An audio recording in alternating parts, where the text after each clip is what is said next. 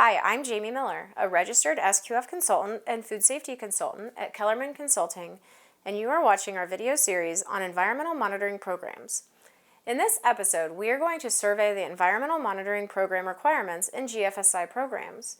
GFSI is the Global Food Safety Initiative, an international organization that publishes requirements for food safety programs to adopt when those safety programs want to be benchmarked to GFSI. Each of the major GFSI programs, SQF, BRC, FSSC 22000, and PrimusGFS programs, all require fully implemented environmental monitoring programs to be in place as part of the safety and quality programs, including risk assessments justifying the approach taken in the facility. Even if you do not currently run a GFSI program at your facility, or if you are considering what it means to have a high-level safety and quality program that adheres to the strictest standards for environmental monitoring in your facility, hopefully you will still find this presentation to be valuable.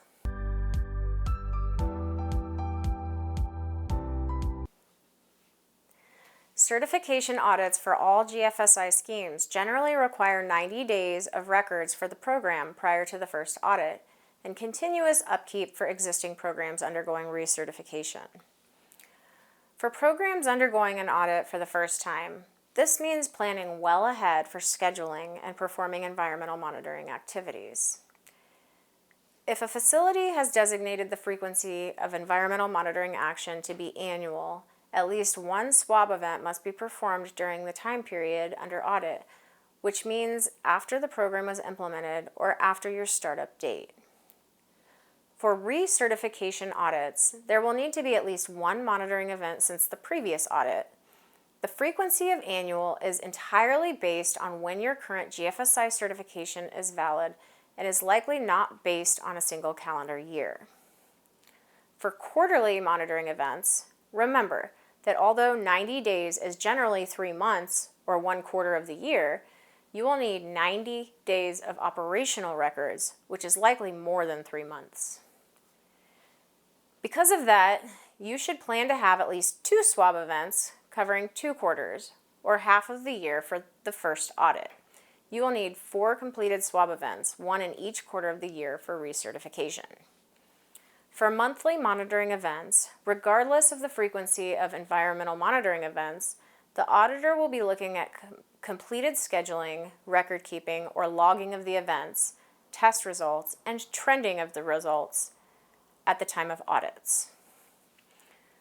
Failure to address results indicating pathogens or unacceptable results, failure to show trending or scheduling in any GFSI audit is grounds for a major violation and in some instances automatic failure of that audit. So it is very important that implementation of the environmental program is fully completed in preparation for a GFSI audit.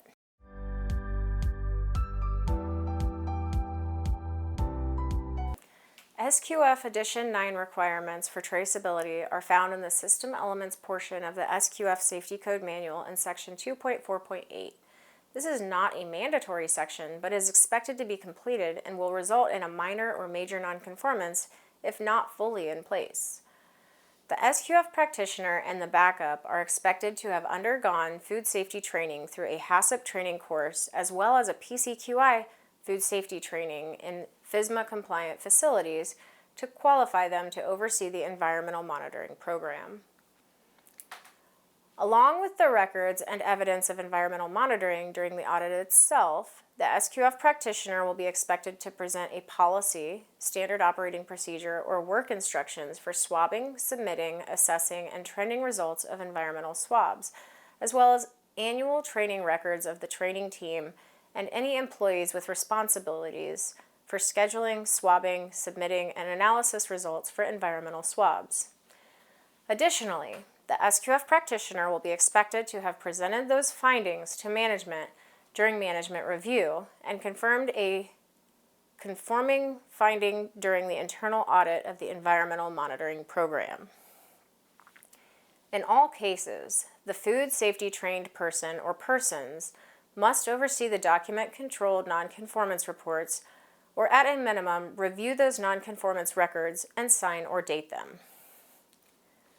For an SQF-compliant environmental monitoring program, our videos do not directly assess the SQF clauses, but if you take the comprehensive approach to environmental monitoring as explained in these videos, your trace efforts will meet or exceed SQF standards. Please do not rely solely on our recommended program and make sure your program references and meets all SQF clauses in preparation for your audit.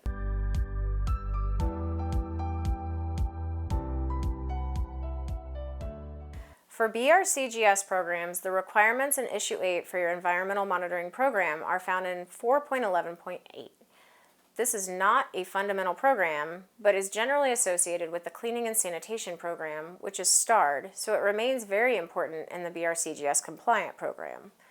The standard states that the environmental monitoring will be risk-based, which means that a documented risk assessment should be clearly written and included in the policy, procedures, or work instructions for environmental monitoring. Work instructions should clearly address how to swab, how to collect samples, and how to submit them, and must include who is responsible for swabbing as well as who is responsible for verifying results and trending those results. Training requirements for a BRCGS safety lead are HACCP training, PCQI training for FDA-regulated facilities, and the ability to demonstrate full control of the environmental monitoring program, and ideally a scientific understanding of the basic biology of microorganisms being monitored and how it affects the safety and quality of the food or food packaging being produced.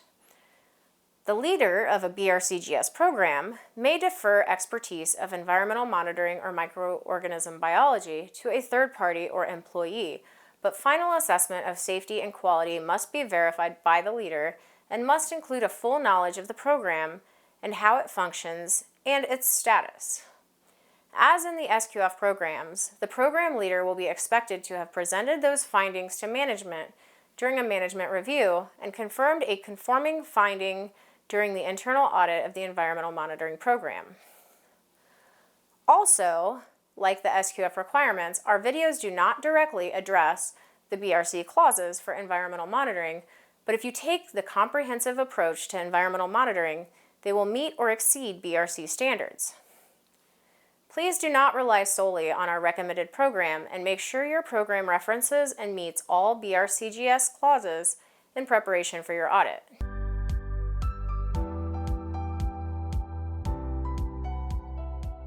For FSSC 22000 programs, the requirements are not explicitly stated in either the ISO 22000 Food Safety Management System Manual or the TS 22002 Prerequisite Manual. Instead, requirements to effectively monitor the environment and to monitor cleaning and sanitation activities imply that environmental monitoring should be assessed. It is the assessment of Kellerman Consulting that at a minimum, a completed risk assessment of environmental monitoring should be in place, as well as clear communication to the safety team and management each year as to the results of the assessment and any environmental monitoring activities taken in accordance with the environmental monitoring. Communication here is going to be documented training for environmental monitoring requirements and activities based on the risk assessment. For food manufacturing facilities, environmental monitoring as a regulatory requirement should be met at a minimum, and we suggest that at least quarterly and more likely monthly monitoring activities are pursued. As with SQF and BRC, Kellerman Consulting videos do not directly address the ISO 22000 and TS 22002 clauses for environmental monitoring and an FSSC 22000. But if these practices are adopted, they will meet or exceed FSSC 22000 standards. Please do not rely solely on our recommended program and make sure your environmental monitoring programs reference and meet all FSSC 22000 standards in preparation for your audit.